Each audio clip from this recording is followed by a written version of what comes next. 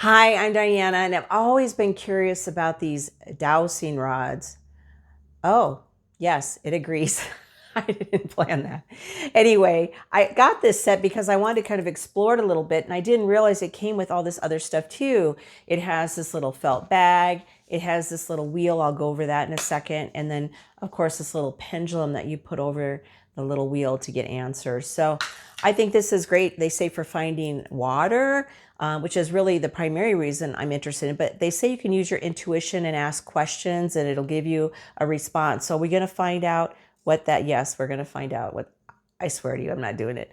But these are interesting because there's these, see how easy those float. Anyway, we'll go over everything and you can decide if this would be a fit for you.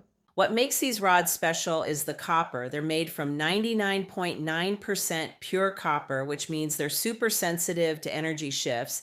That's actually about 40% more responsive than the usual brass ones. And because they're L-shaped and high density, they don't wobble around like some of the cheaper ones do. The kit comes with 2 copper rods, a pendulum, a 5-ring wooden board, and a felt pouch. The pendulum board is really fun. It's got zodiac signs, letters, months, yes, no answers, and even a pentagram zone. You just hold the pendulum chain at the top, let it hover over the center of the board, and focus on your question. Using the rods is simple. First, take a moment to center yourself. I like to meditate for about 30 seconds just to clear my head.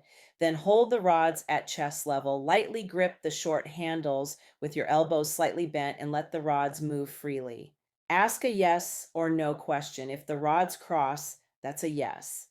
If they form a V, that's a no. And if you're just starting out, don't worry. There's a quick start guide that walks you through calibration in about 3 minutes. I think they're a lot of fun.